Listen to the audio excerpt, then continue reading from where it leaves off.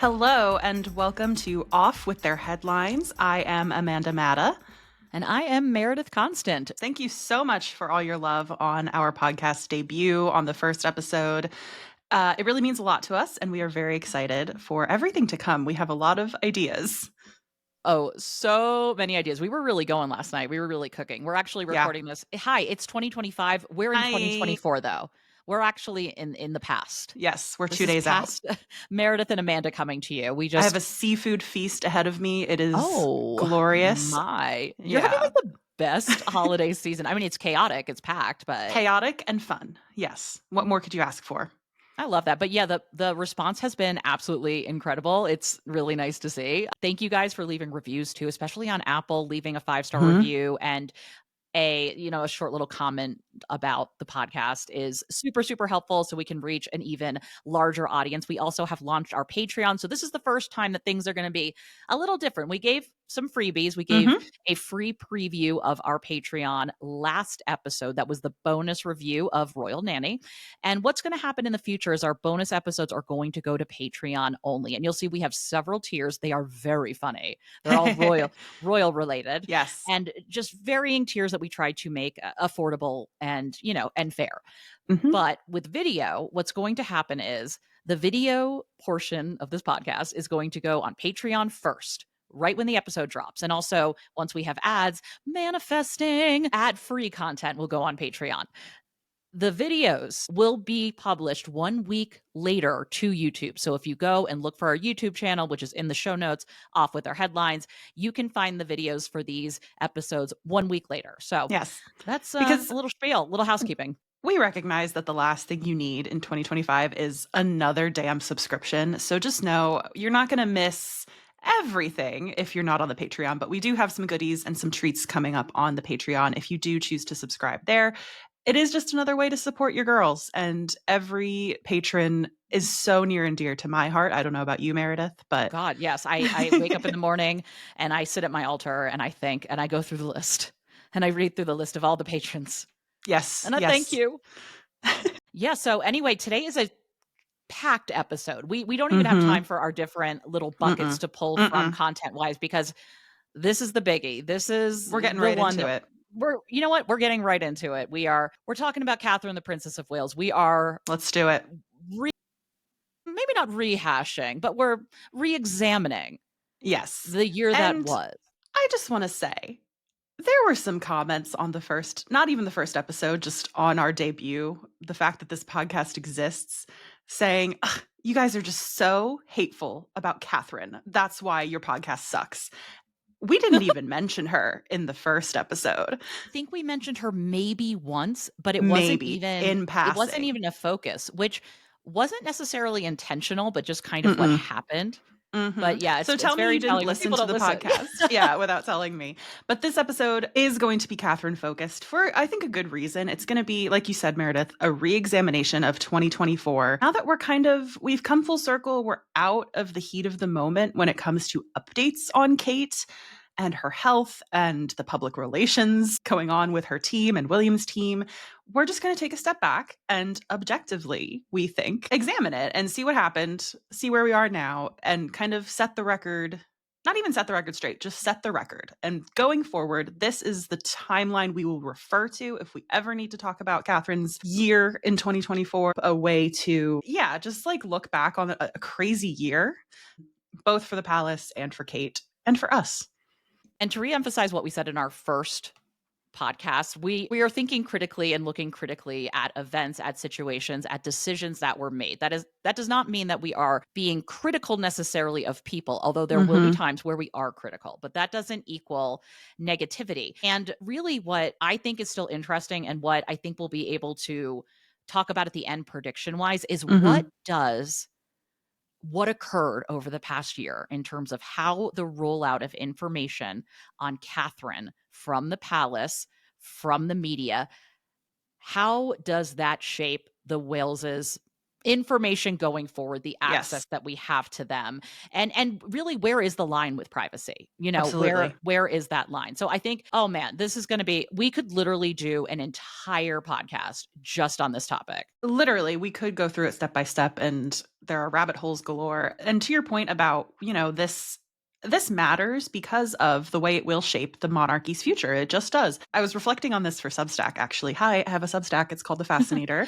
Meredith Hey. has one as well. Hers is Yeah. Pulling Threads with Meredith Constant. I was reflecting on this for Substack, and I was writing about how 2024 could be another annus horribilis for the royals, specifically for Will and Kate, because annus horribilis, translating to horrible year, is something that Queen Elizabeth herself referenced after 1992, which was a truly terrible year. 3 of her 4 children separated from their spouses. Diana, her true story, was released. Like, it was bad. That's a good podcast idea, though, to do. Hold on. We should. You gotta write it down. Sorry. We get the best ideas while we record. But no, I was thinking about this, and like another one that's been floated as an annus horribilis is 2021, which was, COVID, Harry and Meghan's interview, Prince Philip died. These years, when they happen, do have a transformative effect on the monarchy. When you go through that much turmoil, it is going to change how you operate. And so we are just beginning to see that with what happened in 2024. So yeah, this is why it matters. Yeah, no, it definitely matters. It matters the amount of transparency and access that we have to powerful figures and institutions that are taxpayer funded. And so, kicking things off, what I really want to know is, where were you when you realized, when was the moment that you realized that this story about Catherine was spinning out of control, that we were going nowhere good? Right. It has to be when you and I both got invited on a radio show, Canadian Talk Radio. Yes, Meredith. Mike Smith, where you at? Yeah, we were on there separately but together, which was interesting. They asked us both separately to come on, and that was the moment where I was like, oh, okay, people want to talk about this.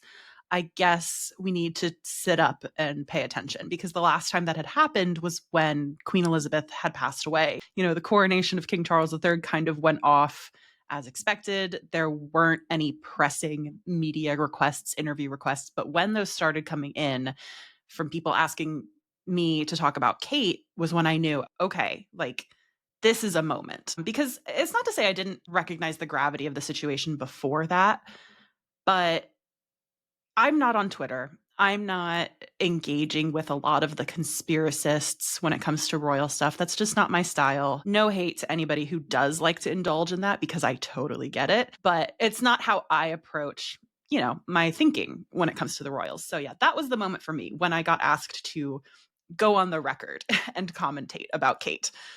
Yeah, I think it's really about the fact that this had gotten out of the royal bubble. I feel like both of our moments signify that. Now, for me, I'm on Twitter because I am a rodent. I am trash. I like trash. Yeah. I consume it. I'm a little raccoon.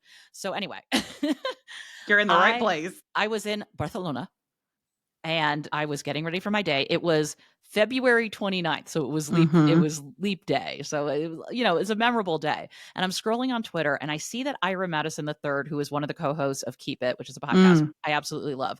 He tweeted like something about not a Princess of Wales, not Kate, or something like that. And I said, oh boy, this has broken through the royal watching bubble and is taking on an internet pop culture kind of, people are taking notice that never take notice about stuff like this. That's when I knew. And that's actually when I finally did a video on it, because I had done the video on the PR, behind the first announcement. But other than that, I was like, I'm not touching this. That's a good point. That's when I said, oh, because need to talk about this. I think we both probably had that moment where we were like, okay, we can't just talk about this to our own core audience anymore. We have to explain for a lay person, for lack of a better term. We have to give people a gateway if we really want them to understand our points of view, why we are not concerned that she's been replaced with a body double, and we'll get there. We have to give an entry point and points of reference. That's a really great point. Like, we had to reframe it at a certain point in all of this. Yeah, I just remember being like, God, Barcelona, come on. I know. Wait.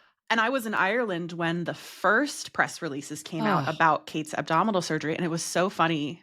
Not funny, haha, but a little funny. People didn't care. We were in Ireland, I remember we were walking in a train station and there was one of those like big standing screens with news headlines scrolling, and Kate came up and a few people were like, huh, but that was it. That was it. yeah. Yeah.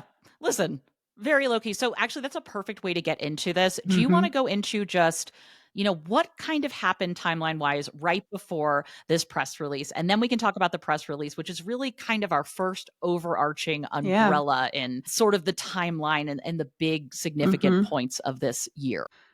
Yeah, so Christmas Day 2023 is the last time that Kate is seen in public. And by the middle of January is typically, from a royal watcher's perspective, when we expect to see the royals coming out of hibernation, getting back into the swing of things, taking on official public duties. And that wasn't happening with Kate. And my frame of reference is always when memories come up on my phone of like stuff I've posted a year ago. And usually I can tell, like, okay, this time last year, Kate was doing XYZ.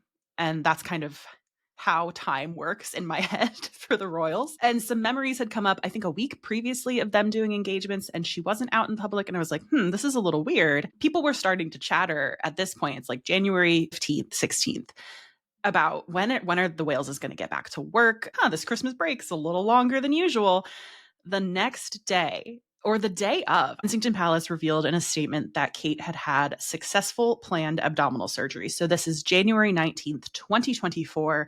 They dropped this press release at 9 a.m. Eastern time, which I find fascinating always, the way that they time their news releases to be like both so that it can hit in the UK and in the US. You know what's funny though? They do that, but it's interesting really making sure you get that 9 a.m. Eastern, because some of the press releases that we've gotten since have been a 6 o'clock London Yes. Standard Oh, Time. there's a And definite you know what I disparity. mean? Yeah, Yes. and so things have kind of shifted a little bit, Mhm. but yeah, you're right. This one was, we want to make sure that Eastern time zones are also getting Think this. Yeah, I think that was intentional. There are tactics to bury news. This was not one of those days where they were trying to bury this. They wanted to get ahead of it because there had been no leaks about Kate up until this point. We did not know what she was up to. The statement on the 17th told us that she had been admitted to hospital the day before, so January 16th. I'm not going to read you the whole statement, but at the time, it was notable that the palace said it was unlikely that Catherine would resume her public duties until after Easter, which in 2024 fell on March 31st. And there's several mistakes, and I think we've talked about Mm-hmm. why this really wasn't a good press release Mm-mm. for many reasons. It's set up for failure because first of all, after Easter, that what exactly does that mean? And Mm-hmm. when should people? Because then people get in their heads There was Easter. a ticking clock. Easter. This Mm-hmm. is the after Easter. If they had said something like she intends to start part-time working duties or something like that in the spring, the Mm-hmm. spring's a little is a Yeah. little longer. It's a little easier to kind of futz around with that. And I think the other thing that hurt the Kensington Palace PR was Mm-hmm. the fact that very soon after King Charles goes into hospital for a prostate procedure Yes. and then ends up being diagnosed with cancer. And the way Buckingham Palace handled that Mm-hmm. versus Kate and William, even down to not seeing William entering and exiting the hospital. Little things like that, where we saw Camilla doing that, which makes a huge difference. And why did they skip that? Yeah, it was night and day because the same day, the 17th of January, Buckingham Palace did announce that Charles was going to be treated in hospital for a planned prostate procedure. They described his condition as benign, and they really did their best to downplay while still giving enough information so that the public could be informed. In the Kate statement from Kensington Palace, the whole section about, the princess appreciates the interest this statement will generate. She hopes the public will understand her desire to maintain normalcy and her wish that her personal medical information remains private. There's a wall being put up there right away, which you did not have with King It's Charles. almost defensive. And It was. I get it to some Mm-hmm. extent, but I also think from what we've seen, this could have been mitigated because while Charles is not as popular as Kate, let's be clear, he kind of heeded the rule that his mother set, that I need to be seen to be believed. And we have not had the same kind of conspiracies about what kind of cancer Charles has, or anything, really. I mean, that chatter has not been the same online as it was with Kate. And that's because we got a reasonable amount of info that they were clearly comfortable giving out. Yes, it was definitely defensive, like preemptively. It was almost like Kensington Palace believed the worst of us right out the gate. They did not want to give information. And remember, at this time, it's just 2 surgeries have happened. Kate has had surgery and Charles has surgery planned. So on the 18th, Prince William is photographed for the one and only time leaving the London clinic. It's Does not he go a up? photo op. Okay, No, so it's not a photo. Okay, got it. He's in a car driving away from it when he is papped, I believe. So yeah, that's notable. Like you said, there was no photo op, smiling, waving at the press. It was in and out. Then about 10 days later, Kensington Palace shares that Kate has been discharged from the hospital. This is the first time we've gotten a real update on her condition. King Charles was also released from the London clinic on the same day, which again, is so notable. They told us that his surgery was successful, although he did spend 3 nights in the hospital, which was longer than the initial expected stay, which was supposed to be overnight. But Charles leaves the hospital through the front door. Camilla is by his side. Kate never spotted one time throughout this entire ordeal, which again is setting the stage for what will ultimately become just chaos. Absolute chaos. And in context, depending on how old you are and how this, touched your life, Princess Diana, kind of a big deal. Kind of something that a lot of people... Have you heard of her?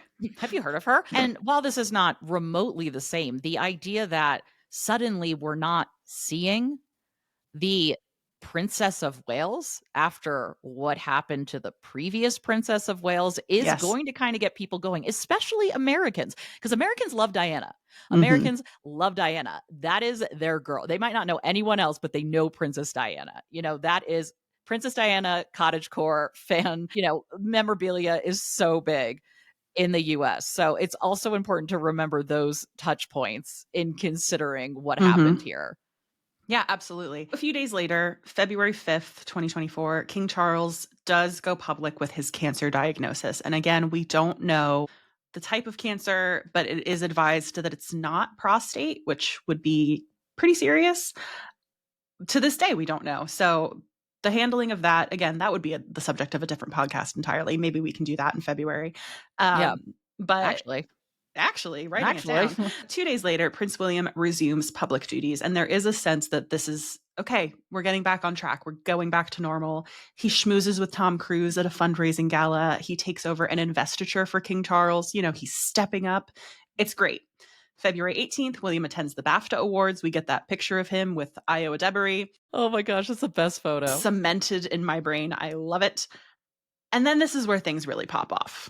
And really quickly, yes, because we're about to get into it. One of the things that happened is with more information from King Charles came the realization that we were not getting information from Kensington Palace about Kate. And this is where, again, wording. We're not going to give updates unless they are significant, which is you can interpret that any way you want. But this was really when people said, okay, Charles has cancer. What's going on with Kate then? Because this seems really weird that we haven't even seen her in any capacity. And the one thing that Kensington Palace comms continued to do in their statements to news outlets like NBC News was to say, it's not cancer. It's not cancer. And from what we know now, they believed that. It does seem they were in the dark about her diagnosis until they wanted to do this video announcement. They really were not a part of, a lot of people think, and it can be easy, and even I've done that, of really thinking that the comms team is all powerful, which they do certainly have power, and they should be able to guide things. But really, William and Kate have the power. They are the principals. They are making some of these decisions, And the fact that information, it's not cancer, came from Royal Rota reporters asking questions and getting answers off the record, I'm imagining, in an email or something. It wasn't included in the briefing. It wasn't handed out to everybody. It was, if you asked, okay, fine, it's not cancer. That does set a precedent of, again, being defensive. And we just weren't in a great place with all of this health stuff going on to give Kensington Palace the benefit of the doubt. So when February 27th rolls around and Prince William misses the service of Thanksgiving for the life of his godfather, King Constantine of Greece, Future episode coming very soon. Yeah. This is happening in Windsor at St. George's Chapel, and William misses it due to a, quote, personal matter. The personal matter phrase does not come again from an official briefing. It is a royal source. That is the line that gets run with. ABC News is able to confirm at the time that the personal matter is not related to King Charles' health. No word on Kate other than that she, quote, continues to be doing well. So We'll say what didn't help around this time is and I was in Barcelona, so I was not following all of this that closely, but Thomas Kingston, yes, trigger warning, appeared to have unalived himself. And that case is ongoing. It's very interesting, actually, which is a topic for another time of the media coverage of that. But that did not help because then people are, looking at William and, there are conspiracies around that and then conspiracies around if something happened to Catherine, which again, I am from the place of if I can find a reasonable explanation for something, my brain will not go to the craziest thing. Right. You know what I mean? And I think we both kind of think that way. If there's a reasonable explanation for something, I'm not going to jump to the worst. Yeah. Yeah. So Thomas Kingston, he is a royal in-law. He was married to Lady Gabriella Windsor, who is a royal cousin. And yes, he was found with a traumatic head injury is how it was initially described on, I think, February 26th. The news came out, I believe, on the 27th. So yeah, this is when speculation about Kate's, not just her health, but her physical well-being. We needed a proof of life photo at this point. This is where we've gotten to. Speculation reaches a fever pitch. Her health, her marriage, they are all on the chopping block. We want to dissect everything. We want to hear that she's okay. William it's that picture of the husband from Gone Girl next to his wife's missing poster at this point. Yeah. That's a meme that I saw of Prince William. He is under a lot of scrutiny. Him bowing out of the service of Thanksgiving could have been for many reasons. None is given other than that it's a personal matter. And on February 29th, seemingly in response to all of the speculation online, a palace spokesperson shares an update saying that Kate is doing well and doesn't help matters. They add that Kensington Palace made it clear in January the timelines of the princess's recovery and that we'd only be providing significant updates. That guidance stands. The school marm thing is not good. It makes it seem like something shady is happening when it isn't necessarily. I had almost a trauma response to this update from Kensington Palace because this is how, I love my parents very much. Don't get me wrong. They are strict. When I was growing up, they were much stricter. And I said what I said. No, I was the oldest child. I feel that guidance stands. Oh my God. And I was like, I'm not even the one engaging in this silliness. You're like, I have to go to therapy over this. You're like, I need to talk about Kensington Palace and the briefing that they sent to me. No. Yeah. Kensington Palace is giving me daddy issues. Literally. It was bad. And so you could tell they were pissed off, to use an American turn of phrase, and things just got worse from there. Because remember, the Gen Pop is not going to be reading Kensington Palace guidance. They are posting I remember seeing, I think it was a Pop Crave tweet that said Kate's team, and it's like, Kate doesn't have a team. It's Kensington Palace aides. So there are people not understanding how this machine works, and they are the ones running the conversation. And Kensington Palace refused to, as they, I'm sure, saw it, stoop to that level. They refused to meet the public where they were in terms of updates on Kate. From here on out, the floodgates are open. It's open season. This is really when obviously we're going to get some Mothering Sunday photo, which is really where they are on defense and they never really recover. Yeah. But some things happen before that. There is a photo before that. They had a chance to course correct here, and they did not take it. On March 4th, Kate was photographed, we think, papped. We don't think it's a cell phone photo. She's photographed riding in a car around Windsor with her mother, Carol Middleton. Listen, was this staged? I don't know. Was it accidental? I don't know.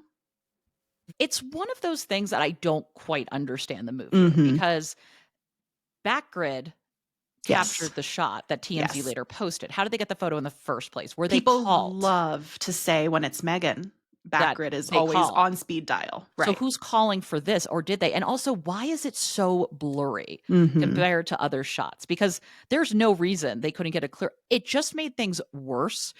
And the way the media was very quick. Chris Shipp of ITV even said, out of respect for her privacy, we're not going to show it. We're not going to show it, which, yeah, in theory, they're not supposed to be running pap shots. That's a thing. But also, now it's the double standard of being respectful for Mm. privacy. And really, it's not respecting Kate's privacy in so much as protecting access. This is That's the what they're time, protecting. It's access. absolutely. For you and I in this moment, we were able to see, okay, the palace is still running things when it comes to access and providing only the updates that they want to provide on Kate. There may not have been a mandate behind the scenes at these media outlets, but there was an understanding, I think. Yeah, and I think also now people are picking apart images because even images that can be faked, and Mhm. unfortunately what happens next does not help things. Right. Yeah, 2024 as well, I think was a turning point in terms of AI imagery. Yes. Yes. That it cannot be discounted. And now looking back on the year, these two things go hand in hand. People right away are examining this photo for manipulation in a way that we never really have before. I will say, 2024 is not the year that the royal family started using Photoshop, okay? They have used No. it for ages. One of my most viral videos is actually a couple of instances where it's happened in royal photos. And there's an example in this timeline that calls back to that. But it's not the first time, but it is the first time they have been called out so publicly for it and where it's become a problem. So that brings us to Mothering Sunday in the UK on March 10th, 2024, when a photo is shared on Kensington Palace's social media page of Kate and her three children. It is the first official photo of her since December.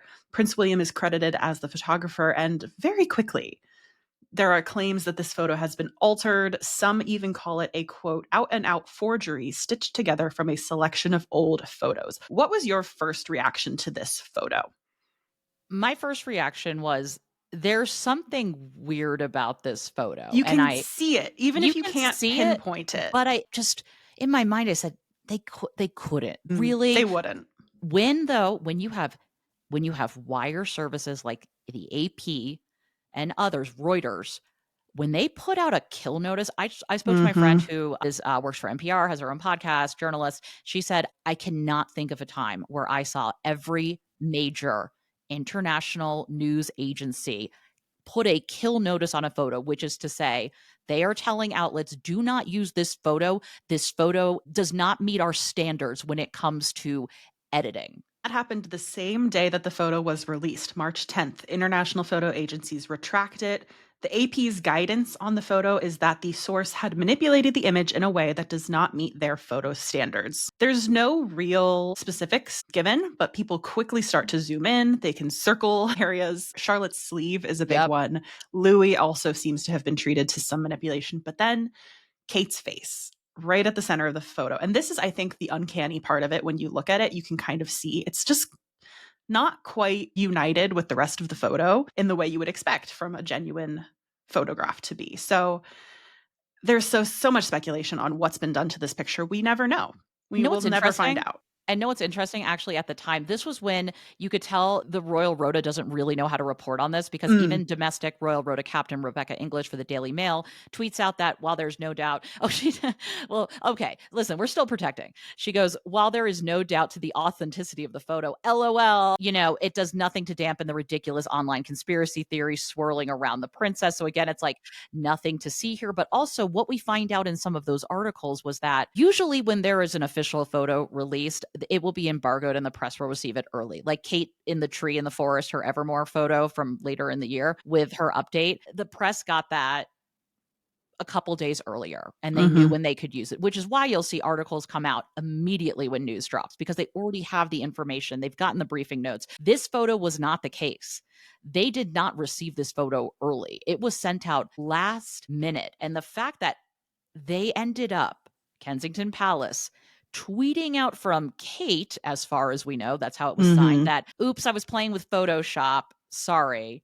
Like What many did you amateur make of that? photographers. Yeah, I just, again, Can you digging believe themselves it? deeper. Yes, because this is classic Kensington Palace in the way that Kate is the scapegoat. And it's never been so blatant before. But listen, putting Kate or putting the blame on Kate for this shielded the palace from the fallout. She was able to say, like many amateur photographers, I do occasionally experiment with editing. I wanted to express my apologies for any confusion, not for manipulating the photo, but for the confusion that the photo caused. I hope everyone celebrating had a very happy Mother's Day. And it's just a knife to the heart, for her supporters. How dare you? Yeah. How dare you And attack this woman? there were a lot of good pieces in American media about this, which was so interesting to see the Yes. cultural lens applied.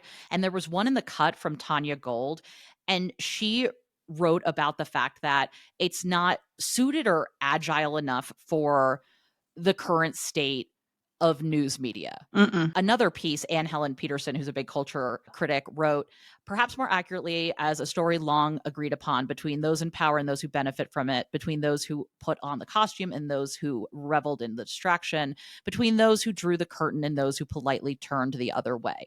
So this whole idea of how much the media is protecting access and the people in power, and the people in power therefore give them news to write about. And this was an interesting situation where there's a really good story here. And it's not about knowing what Kate has. It's not about getting the medical records. Right. It's about what the hell is happening with the comm strategy here. Why are there stories about Prince William being incandescent with rage because we looked twice at a photo?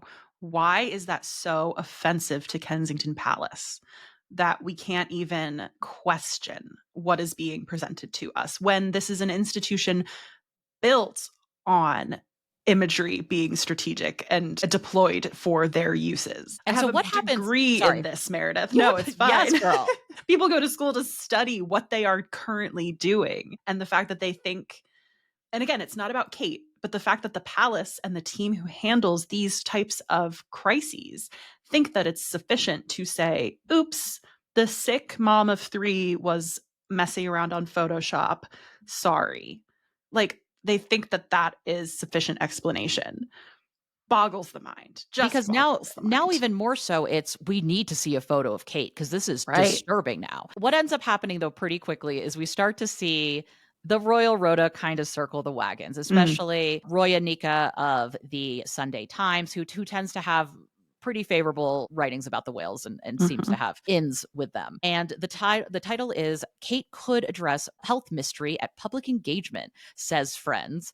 And then it kind of goes into why, like, well, you wouldn't want to do that. It's like giving into the public. And someone said, if a friend and advisor to the couple, there's always an off the record quote said, if you want to call out the mistake, it was Kate not telling her team that she had done it, edited the photo, but she came out and said she was sorry. The photo was a misstep, even with something as innocent as that. You should disclose altering it, but it's not that bad. Leave Kate alone was kind of what they're going with. But the other interesting detail that I made note of was that they have in here that based on, the medical advice, she's unlikely to return to public duties until after Easter. And now it's like, well, what are we talking about? Because is this the end of the children's school holidays? Right. Is it that was not also Easter suggested. weekend? Because then it comes into well, actually, Easter means the Easter break. They meant Easter break, right? Because at this point, it's the middle of March. Easter is March 31st. It's dodgy. Yeah. Now, we didn't mean Easter in the Christian sense. We meant in the school break sense. And that's when okay. Now we're getting timelines kind of futz with in some of these articles, which it was pretty alarming. The entire situation from start to finish was overworked by the palace team, and they are starting to reap what they have sown at this point. I will say another thing I quickly want to circle back on is that even the British Press Photographers Association spoke out about the Mothering Sunday photo fiasco the day after, and they applauded the actions of major agencies who had the courage to withdraw the recently distributed image showing, HRH, her, Princess of Wales, Kate Middleton. I'm just throwing out all the names because that's not my specialty. But you're doing great. You're doing great, sweetie. Manipulating the image, but what they say farther down is an indictment of the British media and the press. Give it to me. Because what they say is, and they go in and they say, I am going to quote the articles of our editor's code of practice. I'm going to bring you to school. I'm going to give you sources. They said, quote, the press must take care not to publish inaccurate or misleading or distorted information or images, including headlines not supported by the text. And I said, inject it into my veins. Thank you. That is what I've been saying. And literally days later, the Sun comes out with a piece. Kate outdoors. She's happy and healthy. Princess Kate spotted out and about for first time since surgery as she visits farm shop with Wills. And the thing is, none of the photos Right. They're are not out from yet. that. They are all photos that if you didn't know what was going on, you would be like, oh, what's the big deal? She looks great. Right. Yeah. At this time, the day that they were spotted, I believe it was March 16th at the Windsor Farm Shop. So we've skipped ahead a couple days. We don't need to go through day by day. It's fine. A lot happened. Okay. There was a lot of conspiracy photos. There's a brick wall one that the Daily Mail ended up publishing my video without my permission. I'm so sorry. That was fun. I'm sorry. The video is obtained by TMZ and they share it on March 18th. And this is when body doubles enter the chat. AI. Oh my God. Do you remember when people were using AI filters to clean up this video? Because again, it's blurry. And then they were looking at the photos that resulted from that AI manipulation and saying, it doesn't look like her. No shit. Because you've used artificial, hear me again, artificial intelligence to build a composite image. That is how AI works. Also, can we be real for a second? We know what AI images look like. Like, we know when something has been put in AI. Well, it's not do we? Some of us do. Not everybody does. But some of them, it's just like so bad. Did you see even this December, people were getting swindled by AI marketing images? Did you see those crystal mugs on the TikTok shop? No, I didn't. I will send it to you after we record. They were these mugs that were supposed to look like geodes and like they're carved from crystal. People get them and they look like from the Flintstones movie in the 90s. People are like making videos saying, don't buy these. It's a scam. And everyone's like, this is the first time I'm seeing these mugs. Let me go see what the scam is. And you look at the pictures and you say, yeah, I knew it was a scam. The second anyway. AI. Just pause and look at photos. What I'm saying is nothing is technologically advanced enough to AI. And also, if Kensington Palace can't figure things out for how to recover from the Mothering Sunday there's no fiasco, way there. They are not doing a deep fake video AI thing. Like they don't have the capability. The fact that I had to apply gait analysis to that was the funniest thing. I had to look for a video clip of William and Kate walking at a similar speed and headed in a similar direction to quote unquote prove that this was not a body double of Catherine, the Princess of Wales. We have officially lost the plot at this point. This is the moment I knew we were in too deep. And to this day, people still use the quote unquote body double video as reasoning not to trust both of us, I believe, because we were both in the middle of this just shouting for normalcy and like some common sense. And what was hard too at the time, just as a content creator, was there were American content creators, mostly American content creators that jumping on the bandwagon, that did more pop culture, that then started hopping on this in really incendiary ways. And that didn't really help when you're like, I'm not doing those things, because you kind of got lumped into that same category. But yeah, at the time, people were angry. People were angry at us for talking about her. People were angry at us for not diving into conspiracy theories about it. And this was for the point where I said, okay, unfortunately, multiple things can be true at the same time, and we do not have the capacity for this complexity. Right. And that is the especially fact that, on TikTok. Yes, conspiracy theories can be getting out of control. But also Kensington Palace is not handling this right, and the media is not doing their job and digging and reporting on what the heck is going on here. It was a tough spot to be in, and I think that's what's so frustrating about it for me now, almost a year on, is I still get people, again, will discount any of my reporting on Kate saying, well, you attacked her before she announced her cancer. It's like, no, I didn't. You are lumping me in because you think that I should have felt a certain way about her and about what was going on. And that's just not reality, because things are nuanced. Do you want to hear the best article from the time? Because we have to bring Meghan Markle into it. I need to tell you how Meghan Markle was brought into this. Oh, So the Mirror reports, this is the headline: Kate Middleton deserves downtime after Meghan Markle drama, claims expert. What are we talking? What does that even mean? Huh? Because one thing we didn't mention, but in terms of the timeline, Mhm. in late November, a little book comes out in 20 called Endgame by Omid Scobie, who Right. was part of the Royal Rota and wrote about his experiences and was not afraid to burn bridges. Unfortunately, something happened. We don't really know yet. There's still lawsuits and stuff going on, but essentially, a Dutch version of the book came out and was translated as giving the names to who said these racist remarks about Prince Archie Prince Archie. And at the time, it was revealed to be Kate and King Charles. And in so I this think, translation. yeah, so I think some of the downtime is related to maybe that Absolutely. horror, which is apparently There are layers what? here. It's Yeah, so because crazy. when the Endgame translation was making headlines, there were bonkers stories about how it was Meghan's fault that Kate's name was now being dragged through the mud. And that is a story that did also penetrate outside of the royal sphere, I will say. There were people tuning back in to the royal row because of that story. I will say though, with media coverage at this time, that video, that Windsor Farm video, seems to be universally the now you can go full in, lay off Kate. You know, Wills isn't giving into the drama. Wills waves off the drama when he does an appearance. Interestingly, though, this is for all intents and purposes like an unauthorized Right. video. You Once know, again, I I don't know if it was necessarily. I think they said a bystander took it. Who knows? This was released at the same time between, I think it was the Sun's Royal Rota reporter and TMZ released it at the same time. yes, they And it did. clearly was approved by Kensington Palace because otherwise Mm, the media would not have run so hard. And they ran really hard with the lay off Kate. This gave almost permission to go that route with the quote unquote reporting. right. And at the same time, on March 19th, very quietly, I will say, Getty Images also issued an editing notice on another royal family photo.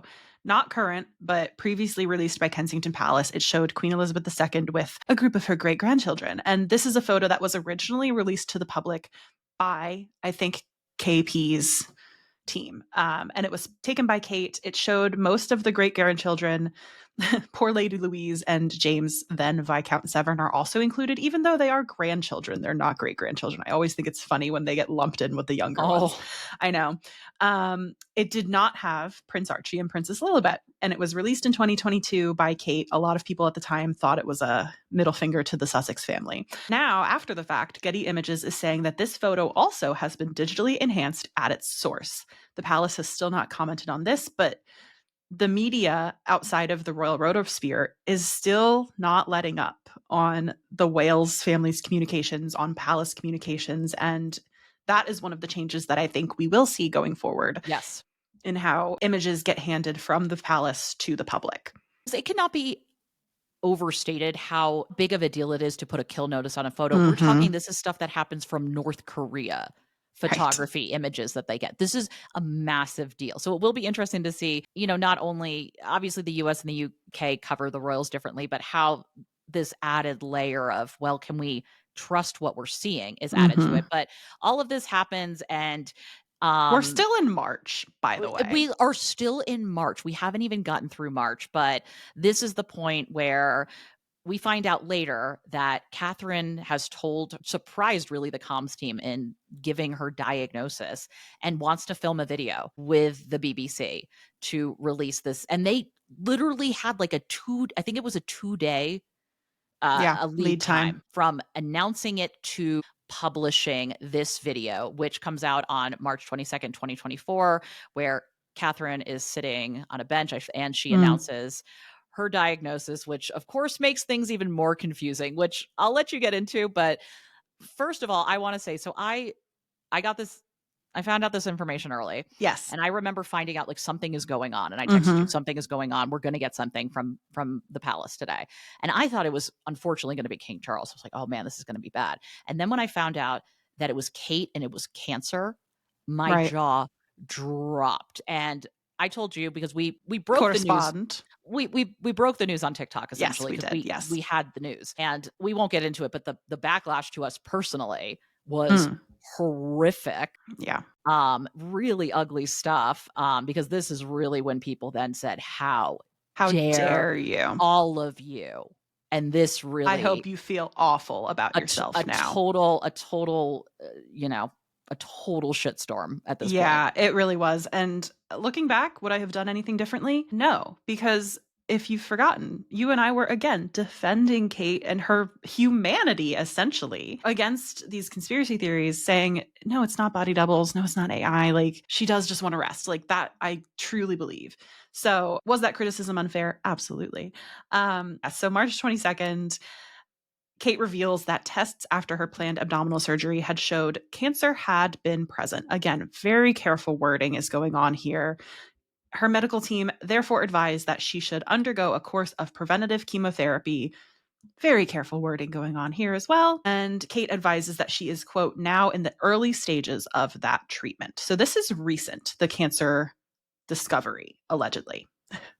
And also, here's the thing, they're trying to be careful with their wording, and I also think they are considering what is the average person going to understand? And that's where, because one of the big things that you're going to hear is preventative chemo is not a thing. 'Cause Yes, otherwise, we'd be popping preventative chemo medication like a multivitamin. really. It's a word that starts with an A that I can't remember how to pronounce it. I don't know. It's something like We are not medical We're professionals. not, don't take medical advice from us. So it's something, it has a different name. And really, this could have been Just use the word. a real educational moment. I'm starting this, which is essentially preventative chemo, because still there's too much. The fact that they weren't more precise with the wording of things is Again, still they wow. believed the worst about the people that they were giving this news to. Well, I really think. I also think that they knew that they're so used to having media that doesn't push back, does not ask questions, that acts as PR, that defends anything that they put out there. But the fact of the matter is, you had a much wider, media net that is covering this. And there are people, CNN doctors are talking about what preventative chemo means and doesn't mean. I mean, that's where there's some amount of hubris that you Yes. have to have when you can operate in the kind of media ecosystem that the British royal family does. And I think that choice to go with preventative chemo and not tell us what type of cancerous cells or cancer or whatever Kate was experiencing, that was a deliberate choice to try and avoid having the public dissect her prognosis,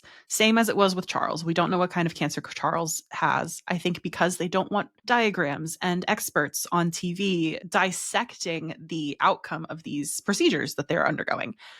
That's all well and good, but as Tom Sykes called it, a half transparent, half secretive approach does not work. And the video is taken more as an attempt to quell conspiracy theories than it is an effort at transparency.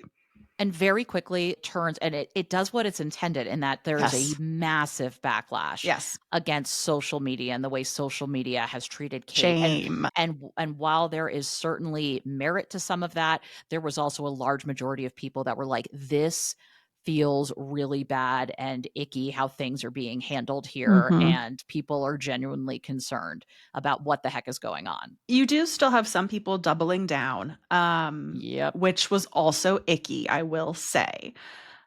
There was dissection of the BBC produced video because the angle that the bench was at made it look like it was bigger on one side and smaller than the other, and people don't have the visual literacy anymore to piece those things together without jumping to AI, unfortunately. Again, there were allegations of a deep fake, and it was just enough at this point, like enough. Because at that point, what are you, I think it got to a point where people were more interested in the conspiracy Yes. and keeping the conspiracy alive than the fact that, really, on its face, what I still believe, unless anything else comes to the contrary, is that basically what we've heard about what Kate has had is true, Mhm. but it was really poorly handled. Yes. And there was Both and can be also true. and also there was plenty of reason for people to feel skeptical after the Mothering Sunday thing, and to be distrustful, and to expect Mhm. a higher degree of transparency. Yeah. All these things can be true. So at this point, we are sort of, all of the rising action has concluded, which luckily for us, because this episode's too long. Sorry. At this point, there is a sense from Kensington Palace, enough, we're done. We're not playing this game anymore. We've said our piece. We've given you the relevant information, and we're going to get back to normal.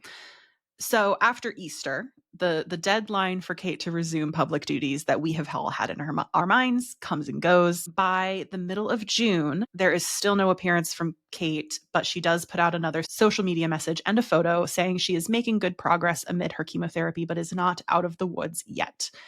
June And she's 15th, literally in the woods. in the woods, literally. She's literally in the woods. I felt weird making videos about that Yeah. picture because I was like, she's literally in the woods. I don't know what to tell you.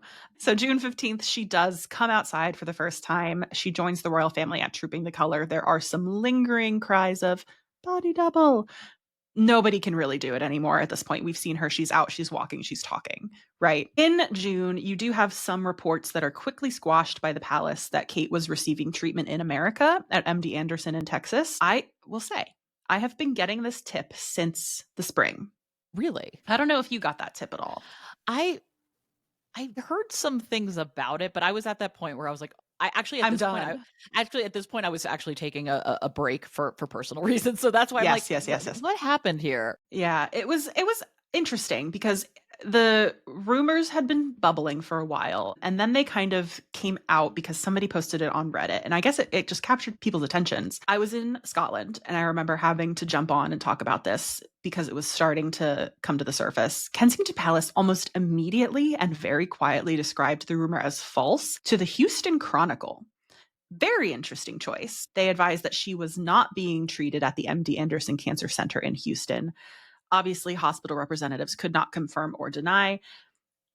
Is it possible that there was some tricky wording at play here saying, she is not currently being treated there? Maybe she had in the past. I was just thinking about the wording. This is a story I want to come back to at some point because I have heard this tip from multiple different people, all giving similar accounts. And it was just rang of something that could be true to me. The official line on it is that it is false. We'll leave it there. But this is in mid-June. By mid-July, Kate is attending Wimbledon. They come out at Balmoral in August. And then we get to September. Kensington Palace releases a video in which Kate says she has finished her chemotherapy treatments. So March to September, doing math, 6 months of these treatments is where we're at. Yeah, and the thing about this video is, at first, like, it is, kind of like it's a production. I mean, it is a massive production. It's a massive production, though, that doesn't actually really say anything. And I spoke about this with Anna Pasternak when I had a conversation with her on my Substack. But she is the reason I reached out to speak with Anna, because she was the only British journalist I saw that was, writing a piece saying, this isn't good. It's not necessarily good if the palace can release these polished curated videos, and we don't know how much it costs the taxpayer, saying as much as they want to say and nothing else. That's actually not great in terms of transparency and the ability to report on these people. This is actually really discouraging. This is not good. Yeah, it was an interesting choice. And you do get the sense that the Wales family has their guard up at this point in September. They have stopped releasing photos to the media. They go directly to their social media, and then the photos get sent to the press agencies afterwards. So they have a different approach at this point, is one thing we can say for sure. In the video, Kate's voiceover says that her focus is on staying cancer-free and gradually returning to work. The direct quote is, "Although I have finished chemotherapy, my path to healing and full recovery is long, and I must continue to take each day as it comes. I am, however, looking forward to being back at work and undertaking a few more public engagements in the coming months when I can."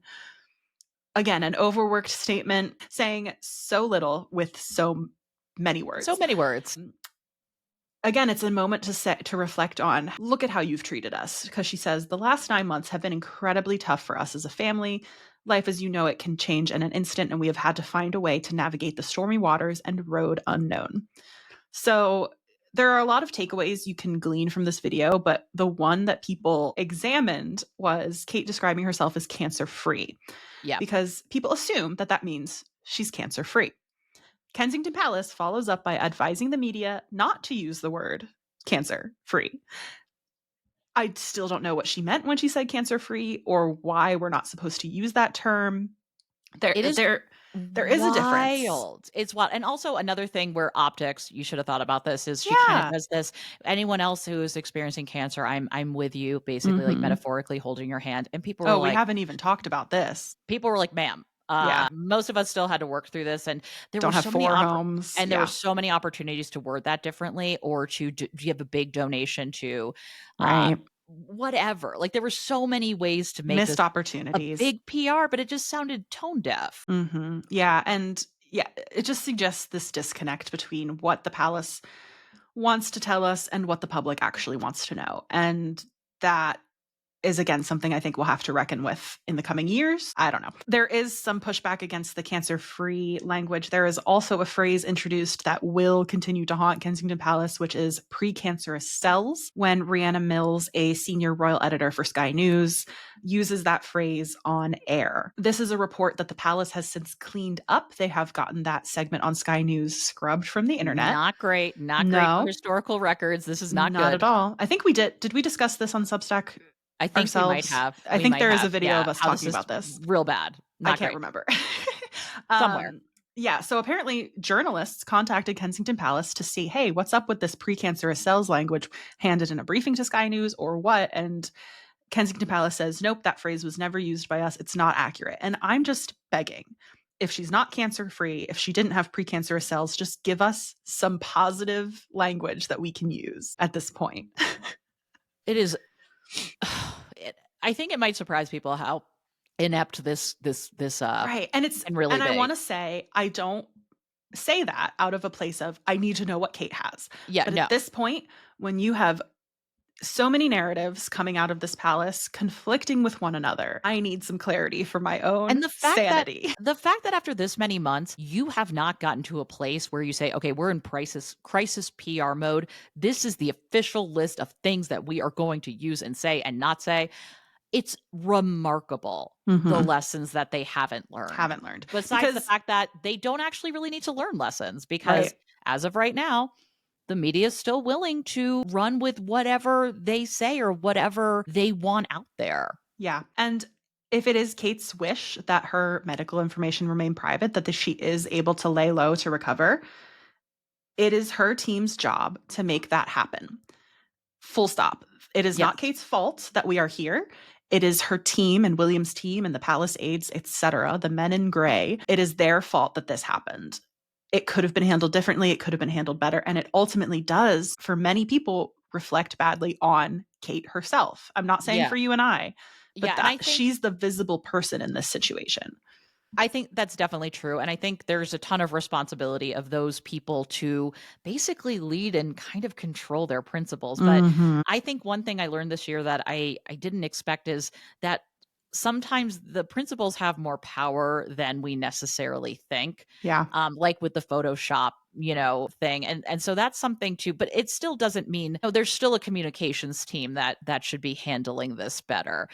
But again, it's been a crazy year. Right now, we don't know what 2025 looks like in terms No. of Catherine's schedule. We have no idea what to expect, and the media has kind of been trained to just accept when she shows up and be grateful, which I think is Mhm.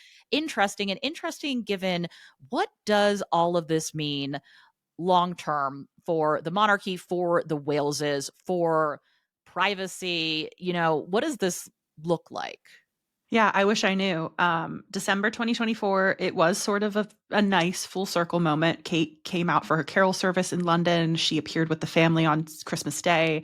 She and William helped host a state visit. We are getting back to normal. And I would love if we could just leave all of this in 2024. If the palace is able to get her back on a regular schedule of engagements, that would be the best outcome, I think. I do wonder though, so much of what's been telegraphed by William and Kate is that they are going to be different kinds of working Yes. royals. They are not going to, try to rack up the most engagements and have the most patronages. They're going to do more behind the scenes work.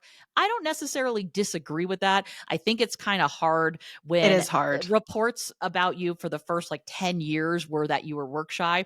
It's Well, going to be really hard to pull that off. that and the current way that palace work is structured Yes. with the The court circular being how things get out to the public that you have been working. Though, I mean, both William and Harry have expressed their frustrations with that model, which only counts like the time you're in front of the cameras as a royal engagement. So yeah, there are a lot of things that need to shift if Will and Kate want to have that impact, that measured impact work style. Time will tell if they're able to do that before William becomes king, or if it's something that does have to wait until they are in the top job. But it is interesting that they have demonstrated the desire to make that shift now, ahead of time, before they are the ones running the show.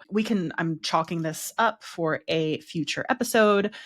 There seems to be a rival court happening between William and Charles, and that is something that does come to light with the differences in the way they related their health issues to the public, with the differences in the way they take on public engagements. That's the underlying theme here that I think will continue into 2025. And I think for me, what is most disturbing is that transparency and the cozy relationship is getting worse. Mm-hmm. And pretty bad with Charles and Camilla and the precedent that they set with Operation Parker Bowles, and, Camilla being, the people falling in love with Camilla, but really it was just the press got access and they love that. Right. So I see this getting worse because while Charles seems to have an attitude of, the media sucks, but like it is what it is. You stiff upper lip. That's not the Waleses. They are, in some cases in these statements, they are defensive and almost hostile, which retaliating. Yeah. And retaliating, but also they are speaking through their lawyers and they are getting things shut down.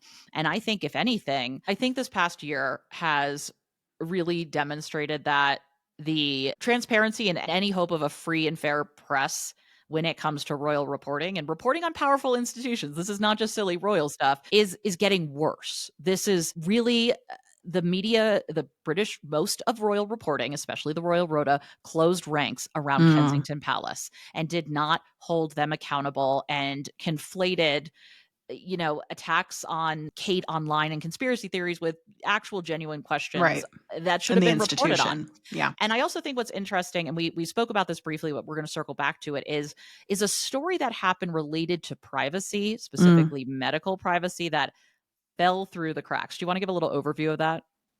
Yeah, I can place it in the timeline at least, because I'm not as well read on this story as you are. March 20th, so 2 days before Kate is publicly revealing her cancer diagnosis, reports quietly emerged of London clinic staffers being investigated for allegedly trying to access her medical records. Absolutely should have been a bigger story, but it was swept up in the broader conversations around Kate at the time. This one is an interesting one because it really does virtually disappear.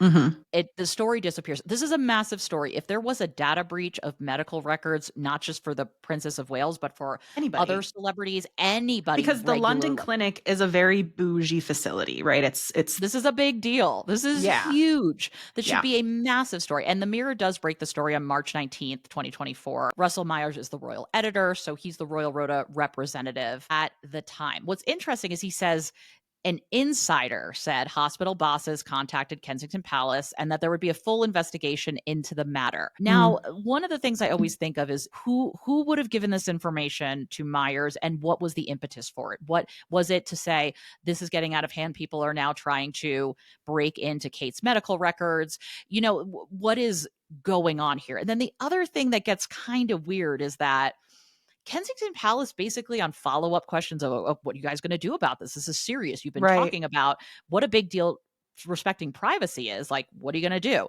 And Kensington Palace says, this is a matter for the London clinic. And it's like, you're really going to pass the buck when it comes to something that actually could have revealed Kate's medical data without her knowledge. And then there's this weird thing where the Express reports in March of 2024 that officers have been asked to look into the alleged attempt to access Kate's medical records. The Met Police then tell the Express, we're not aware of any referral to the Metropolitan Police at the time. It's a mess. It's a mess. In June, we see a little bit of reporting. Granted, it's the Daily Mail, and I reached out to the person they spoke about for data privacy about this, and he said it appears that they were basically posing the question to him of, could this be a decoy and what would that look like? He doesn't know for sure if it was, because this can happen where they actually set these things up to test, how the privacy, all their, things work. Interesting. Okay. Yeah. And so that was brought up as, could this have just been a test to see, how easy it was to access medical records. But also then it's, okay, well, what does that mean for the original story then? And one of the things this man does make clear is that it takes this is such a long process to dig into investigate any sort of breach. Hospitals have to launch their own inquiry. The Information Commissioner's Office needs to investigate whether management did anything wrong. So there's a lot that has to happen, but there's been no follow-up of, Yes. did a data breach actually happen? Because at the time, it was huge. You will still have people saying it was so bad that people got Kate's medical info, or they tried to get it, or they almost got their hands on it. There was even a connection made. We don't know. There was even a connection made that, oh, that's the reason she had to make the announcement. Not necessarily. We don't know that. And what timing was that? Because if you think about 2 days. 2 days beforehand. And we now know that this video was made, or at least around the same time. Around the same time. And then it was, wow, look what you guys did. You were so thirsty for information that Kate was forced to do this. Yeah. Again, stories that I would love a follow-up to. I don't know if we will necessarily get it, or if it will just... I'm keeping my eye on it. I'm keeping my eye on it. You're on that, Meredith. But, legacy of that, Time Magazine did put Kate on the shortlist for Person of the Year because she, quote, stirred a conversation about privacy and health for public figures. I have thoughts. I won't get into them here. They are on Substack and on my TikTok. Yeah, mine are too. The Time shortlist for most influential people is so wild. I truly do not understand the metrics for it, but it is interesting that Catherine's is really for her absence. Yes, that really is the what notable the impact is, which is interesting. I wish that her 2024 was just characterized by a conversation about privacy and health for public figures. I wish that was where it had gone, because that would have been interesting. What we had instead was a year of conspiracy and principals at the palace being incandescent with rage, and we need to leave it in the past. Yeah, even revisiting that, I had a little bit of PTSD. It was uncomfortable. Like, oh my God. It was, this was a grueling time. It was. Things were happening so quickly, and you're trying to navigate it. There's more eyeballs on you. And then once the Kate stuff came through about the video, the reaction, the backlash was so just, wow. I just remember being like, I need a break from this. I think we remember talking, we're like, this weekend, we are not looking at we're going to literally touch grass. Yeah. But that's why it's always good to have content creator friends. And that's why Amanda and I don't only work well together, but we also support each other, because it'd be tough out on Al Gore's internet highway. Okay. My therapist would check in and be like, so how are you doing? And I would have to catch her up and like waste 10 minutes of my session time. And we can jump right in with me and Meredith. It's great. I don't even have to ask, I know what we're doing, but I'm glad that we were able to talk about this and able to go in depth and revisit it, even though it was hard, with fresh eyes. It does feel different now that we're looking back. It does. Wow. That happened. It's nice to put the pieces together. Hindsight is 2020. In this case, maybe not 2020, but it's better. I will also be posting this timeline with a little bit of commentary on my Substack for paid subscribers. So if you are not yet on either my or Meredith's Substacks, go check those out. They are, if I do say so myself, damn good newsletters. Yeah. And it's important to note, because we have had questions about this, that the Patreon is not our Substacks. We are going to be doing different things. Right. Amanda goes way more granular into different royal topics and royal families and outside of the British royal family. And mine is really media literacy. And so we really are making sure that a lot of the content is different enough. Yes. So our offerings aren't going to be the same. You're not going to see what we talk about on Substack. It's not going to be Substack, podcast, Patreon, and it's all the same thing. We're not going to do that. We think there's value in bringing us together to have these discussions, to talk about things that we can't always get to or that we're interested in, but it's going to bomb on TikTok. Right. Exactly. Sometimes we just know. And things that we just want to do because it's fun to talk about Hallmark movies. So I just want to make that clear that they are three different things. That being said, They're head cool. over to Patreon if you are interested in some of those exclusives. I can't give too much away yet, but it's a damn good year on there as well that we've got in the works. It's going to be so fun. We really built out our Patreon and had a lot of fun with it. And you can find Amanda and I on the socials. I am at Meredith Constant. I am on TikTok, YouTube, For now. Instagram. Yeah. We'll still be on We'll there. see. But, We'll see. We'll see if we have to cut this part. And then you can also find my Substack is Pulling Threads is the name of it, but you can find it meredithconstant.substack.com. Amanda, where can we find Matter of Fact, which I love that people just figured it out, learned your last name because of our podcast. My first name is Amanda. My last name is Matta. I do get emails sent to my inbox, hello, Matta, or my favorite is hello, Matt. I love that. From like those random TikTok marketing places. Know what my favorite is? YouTube will do, hello, Meredith, young American internet sleuth.